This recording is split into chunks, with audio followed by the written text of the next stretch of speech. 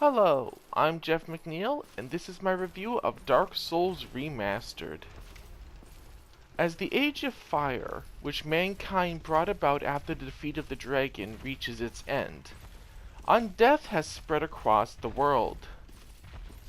As one such undead, you find yourself locked in the Northern Asylum, a place where all undead are cast aside. As you stage a breakout, you learn about the fate of the undead. A mission in which you can extend the life of the world by rekindling the first flame. Traveling to Lordran, the fabled land of myths and heroes, you travel through dark tunnels, caves, and dungeons to awaken the flame and extend the life of the world. The story itself is really what you make of it. If you just try and play the game and see what lore you can, get just as you play, you won't get much out of the game. As far as story goes, there's really not a huge amount of story here to see or enjoy. At least on its own. A lot of the story is held in item descriptions and, little bits of lore that you can try to glean from NPCs and items. But generally speaking, the story is very bare bones unless you're really, really looking into it. Now, one aspect of the story that I'm kind of in the middle about is the fact that the story you're playing is not necessarily an interesting one, in the case that the characters you meet, the world you're part in, is effectively dying. All the heroes, all the legends, all the big battles against the world's greatest evils, that's over and done with. You're just kind of picking up the pieces. And, it does exactly what the story goes out to do, but it is very up in the air whether you will personally get anything out of the story. Graphically, the game is very, very nice. I play on the PS4 Pro. I didn't have any major performance hiccups. The environments look nice. There are some ugly textures, especially when you're doing like outdoor areas. Ground can be a mishmash of colors rather than any type of detail. It's just, patterned ground. But the various sets of armor, the monsters, the environments, it all looks pretty good. And, with the remaster and in the PS4 Pro, it runs very smoothly, even in areas that were apparently very, very bad in the original release. In terms of music, all I can really say is, what music? Bosses! Bosses can have music. And that's really it. Levels don't have music. Bosses have music, but everything else is just nothing. Just maybe some environmental sounds, but there's no real music. Now, some of the music is very, very nice. Some of the boss battles do sound very, very nice, but I would have liked some more background music. Considering most of your journey is just the sound of your footsteps.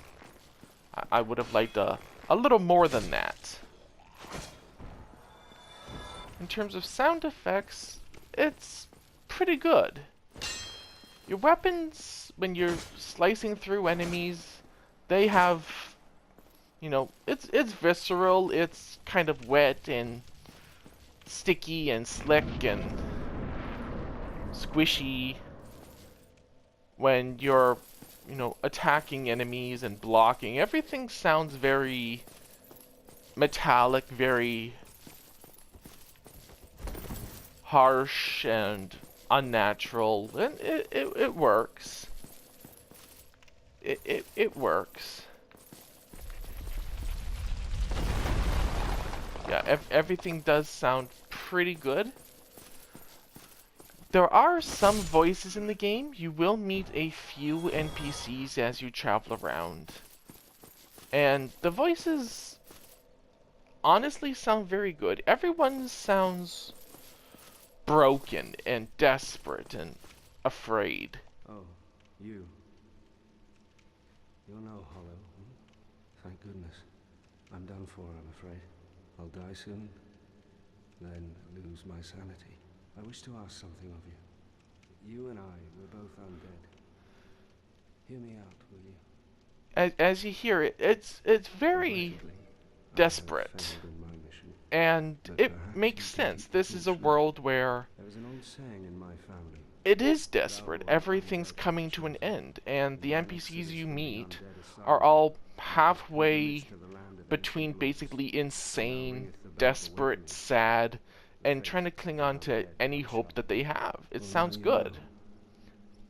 And I can die with hope in my heart. Oh, one more thing. Here, take this.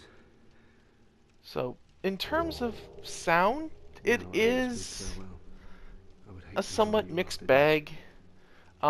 Music definitely needs to be more. Sound effects and music are not sound effects and voices are generally good though.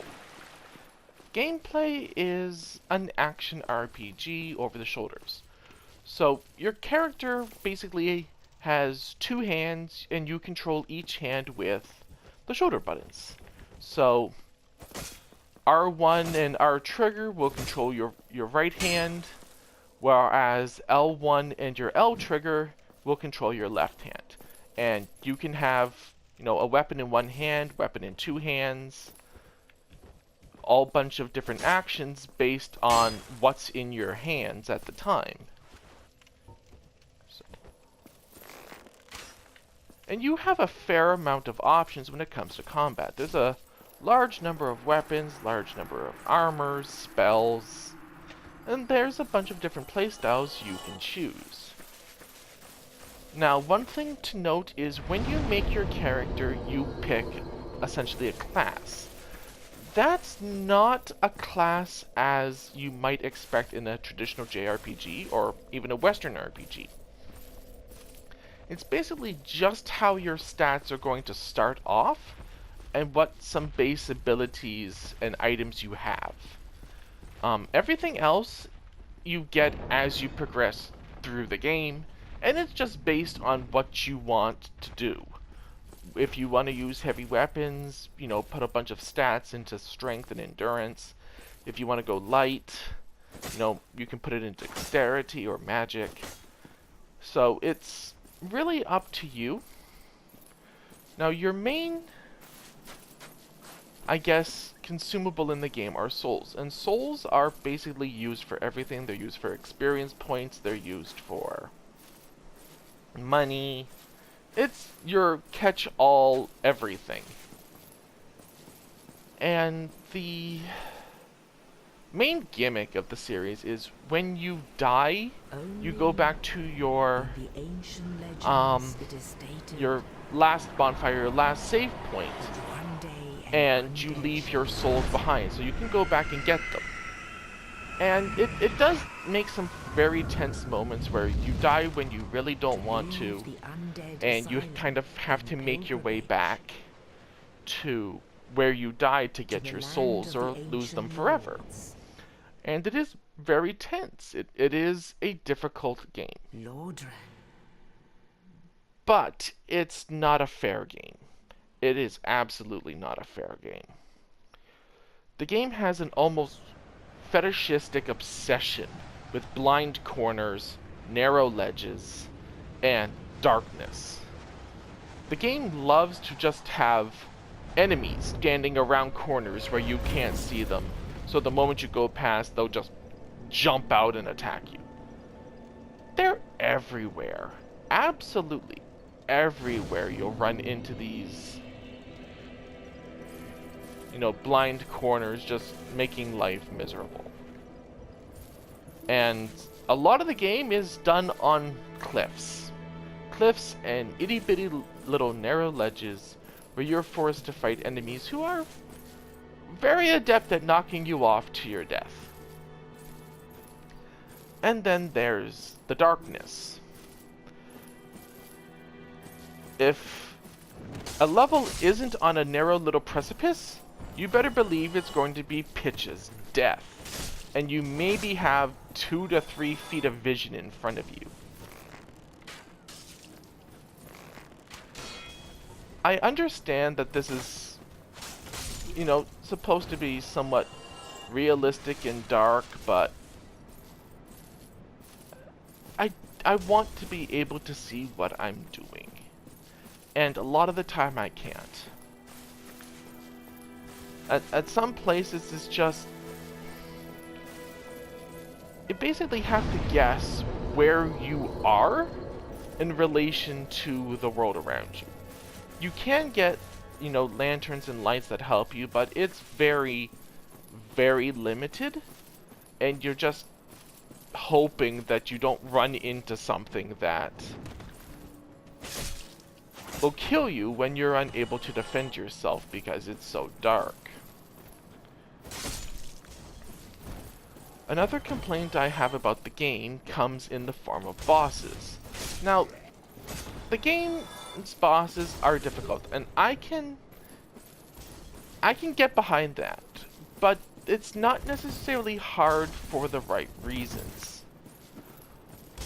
Many of the game's bosses are unfair. One of the main limiting factors in your character is your stamina. It's the green bar there. Every action you take, every time you dodge, every time you block, you run, your stamina goes down.